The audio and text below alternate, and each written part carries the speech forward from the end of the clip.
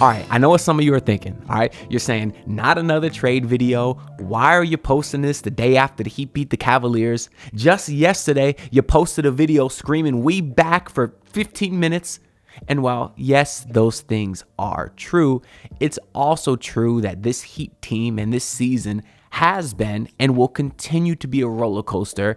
And it's not even a week ago where the Heat lost to the Toronto Raptors, got their ass kicked by the Boston Celtics, and all the Heat Twitter was screaming to just trade everyone. So I do think it's important to put some perspective on this season and acknowledge that there is ways that this Heat team can and should improve. And one of those ways might be via this trade that Bleacher Report just put out today by our guy Greg Swartz, who said that the Miami Heat go fox hunting and receive De'Aaron Fox from the Sacramento Kings in exchange for Terry Rozier, James Jr., Nikola Jovic, Khalil Ware, and a first-round pick. And the reason that I wanted to make this video and I find this trade so interesting is because I think before the season started, a couple months ago, most Heat fans would have laughed at this trade. They would have said, trading our star-studded first-round pick in James, trading our 6'10 unicorn Nikola Jovic, Khalil Ware, a guy that we've been waiting for forever, trading those guys for De'Aaron Fox? That doesn't make any sense. But here we sit, halfway through December. James has not taken any immediate improvements or has not had a big leap, at least not yet, that a lot of Heat fans might have hoped for. And I get it, he's just a sophomore. But that being said, this Heat team certainly wants to win now, and he hasn't taken an immediate step yet. We're also looking at Nikola Jovic, who, yes, has had some bright spots this season, but as of late, he's not even cracking the rotation. It's like 4 or 5 games in a row now where he has logged 0 minutes. And then also Khalil Ware, a guy that dominated the Summer League, and Heat fans, including myself, were and still are very excited about, also has played very limited minutes in the regular season, is behind Thomas Bryant in the depth chart, and is now in the G League, where, yes, I might add that he's dominating in the G League. So maybe Spo should play him, but as of right now, he's not playing. And then, of course, Terry Rozier has been a disappointment as well, which has been well documented on this channel, so I'll try not to rag on him too much. But the funny thing about this trade is that how differently Heat fans can view it, because I put this mock trade on Twitter, I posted it on the YouTube community tab, and I just said, what are your thoughts? Let me know your thoughts down below, because I was very interested to see what Heat fans would think. And the funny thing about trades is you could post the same trade and have multiple people think vastly different things. I had 2 guys on the YouTube side say that's way too many assets for Fox, or, oh, hell no, that's way too much. But then on Twitter, I actually had multiple people saying that they would personally drive the kids to Sacramento themselves if it means getting them out of town in exchange for De'Aaron Fox. So how do I feel about this mock trade? Well, truthfully, I would do the deal. Listen, I think the biggest gripe that I've had with this front office is that they seem refusing or that they're continuing to refuse to pick a direction. And because of that, they've been stuck in this mediocre purgatory for several seasons now where they're in the play-in every year. And that just can't happen. And my mindset is that guys like Jimmy Butler don't fall off of trees. I know the regular season stuff has been frustrating, but when it comes to the postseason, he is the definition of a superstar. And I believe he's shown enough that he can be, that he's made me believe that he can be the guy on a championship winning team. Although he hasn't done it yet, we've seen him obviously have performances like that. And obviously, think about the words playoff Paul George and playoff Jimmy. They mean 2 separate things. So I just don't think that you can let go of a guy in Jimmy Butler like that. I would much rather build around him. And as much as I love the kids and James and Jovic and Khalil Ware, you gotta make difficult decisions if you want to improve this team. And letting go of those kids is a very difficult decision, especially if you're speaking from the heart. But it is something I would definitely do. It's something that Heat fans have been wanting to do forever with Giannis and KD and Damian Lillard, all this whale chasing, and it hasn't happened yet. And while De'Aaron Fox is certainly not on the level of those other guys, I don't think those other guys will ever be realistic because we've been trying to get them time and time again.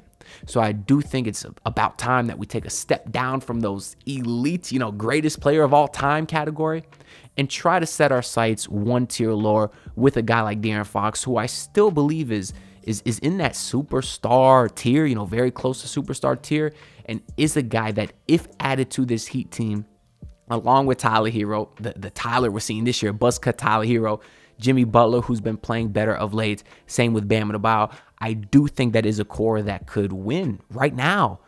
And the thing about Fox too, unlike, the other guys like Dame and KD, Fox is still young. So essentially, I'm saying pick a direction, but I do think De'Aaron Fox is the best of both worlds. Same with Donovan Mitchell, of course, another guy I really, really wanted. I mean, De'Aaron Fox is the next best thing. He might be as good, if not better, than Donovan Mitchell. So that for that reason, I think this trade's a no-brainer because De'Aaron Fox is 26. He'll be 27 in a couple weeks. He obviously played at Kentucky with Bam Adebayo. So that's another thing that this trade does is you get Bam, one of his friends, finally, because all those other guys we mentioned, those other whales, are friends with Bam. It's a very common theme and something that's very important about retaining Bam Adebayo that a lot of Heat fans overlook is guys want to play with him. The problem is if the Heat try for years and years to get those guys to play with Bam and eventually they don't, who's to say that Bam Adebayo doesn't walk one day? Now, I know he's obviously signed under an extension, but he could walk when the extension is over in a few seasons, or he could demand a trade if things go very, very ugly. But obviously that's just completely out of the realm of possibility as of right this point. They would need things to go desperately bad.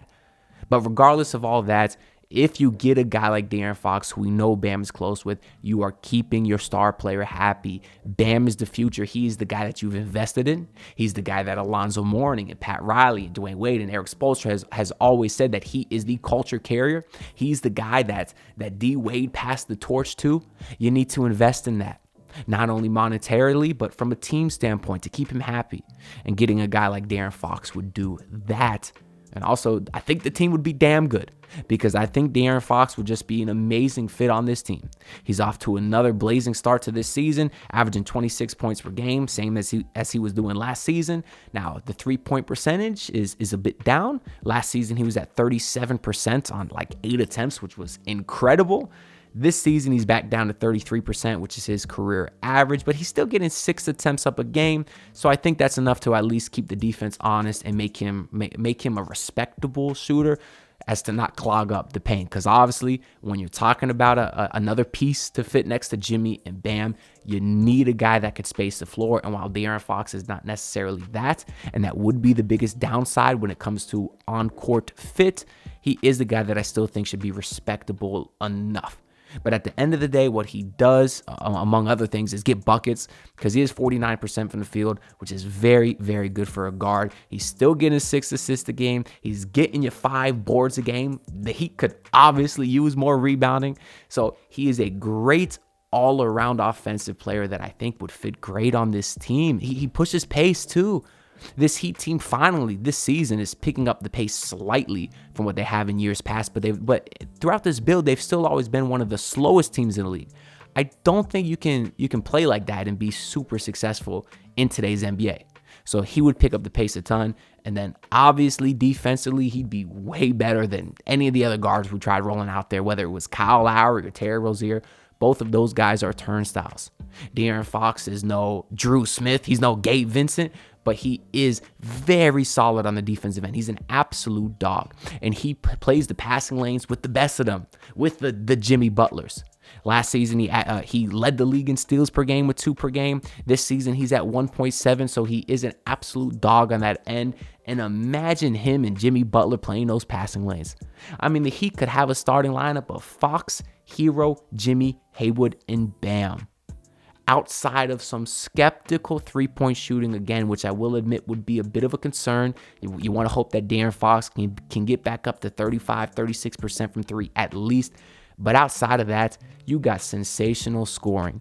You got fast pace. You got great passing, rebounding, and defense. Tyler Hero is no longer a turnstile on defense. Guys are not picking on him anymore. That lineup would just be so incredibly well-rounded. And not to mention, there's been a lot of concerns about the Heat's clutch play over the last few seasons. When it gets to late in the games, they're running down the shot clock to 0 seconds left, forcing up contested fadeaways. Jimmy Butler shooting terrible threes at the end of games. Well, guess what? De'Aaron Fox is one of the clutchest players in NBA. I do believe he won Clutch Player of the Year, whether it was last year or the year before. He is a guy that when the games get close, he can go and get you a bucket. He can get to the rim for an easy shot. He can also work in the mid-range. So you're just adding another weapon for late in games that would make your team just incredibly impossible to guard. We've seen Bam hit game winners. Obviously, Jimmy and Tyler, and now De'Aaron Fox. That's just going to be an incredibly difficult lineup for teams to guard, especially late in games. And if you are against this trade, maybe it's because you think the Heat are losing a lot of depth. Obviously, you're losing like 4 players and receiving 1 back. Well, this is why you got that G League team, right? You got a guy like Ashad Johnson who's dropped multiple 30-point games in the G League, who I'm itching to see him on the court. I think only played like 1 or 2 games this year in limited minutes. He's a great defender, very switchable forward. I'm calling him PJ Tucker with Derrick Jones Jr. athleticism. He's shown an ability to stretch the floor as well. I think he could be a guy that could get some spot minutes for Jaime Jaquez. Obviously, you got Josh Christopher, who just dropped another 30-point game himself in the G League on his birthday, so shout out to him. He's a guy that can come off the bench and be that bucket getter that you would be losing in Terry Rozier. And then you obviously, you got more guys on the team now that should play that can't even get run because you have so many bodies. Pelle Larsson is off to a very solid start to his rookie season, and I know he's missed the last couple games with, I think, an ankle injury, but when he comes back, his minutes were inconsistent. Some nights he was getting none, some nights he was getting 10, some nights he was getting 30. And he's shown an ability to really do everything out there on the court with regards to facilitate and shoot and score and defend. He's a guy that deserves more minutes. So is Alec Burks. They have bodies on this team that could play. So I personally wouldn't be too concerned about losing the depth here. Obviously, you would need more size because you're losing Khalil Ware. You didn't have size before or with him. You're certainly not going to have a lot of size without him. So you're still looking at a big man rotation of Bam and Kevin Love and Thomas Bryant, which is obviously not that pretty, but you would be opening some roster spots for the Miami Heat. So maybe there's some other secondary move or some big free agent that's out there that the Heat can go ahead and bring over to the roster just to kind of supplement their front court there. But all that being said, is this a trade that the Sacramento Kings would do? No, I absolutely not, actually. I don't think they would ever do this. I mean, the main reason Fox's name is out there in these trade reports is because in the offseason, he did decline a max extension with the Kings. And if you look at his current contract extension, he's making $34 million a year. He's still under contract for next season at $37 million. So if the Heat were to trade him, they would essentially have a year and a half to work out some sort of extension so you don't run the risk of losing him in free agency. But what I think ultimately happens is I do think that the Kings pay him because he has been, I guess, their best player in franchise history in the last 20 years, right? Outside of maybe DeMarcus Cousins. So I just don't think a team like Sacramento, who has trouble getting stars to go to them, would let a guy like that walk. Now, that being said, maybe De'Aaron Fox would want out because when he declined that extension, he did say it's because he wanted to bet on himself and maybe get a more lucrative contract the following offseason. But he also said, for one, I'm in no rush. For two, I just want to make sure where we're at because people have seen the league, like turnover team can happen in the matter of a month or 2 or 6 months. I mean, if we're contending for a championship, it might be different. And this is the interesting part, Heat fans. Fox continues to say, like, obviously, the Boston Celtics, Jason just won a championship, or the Miami Heat's Bam Adebayo, who has been to the finals twice. This means that De'Aaron Fox has his eyes on our franchise as a winning organization, a team that he holds with high regard.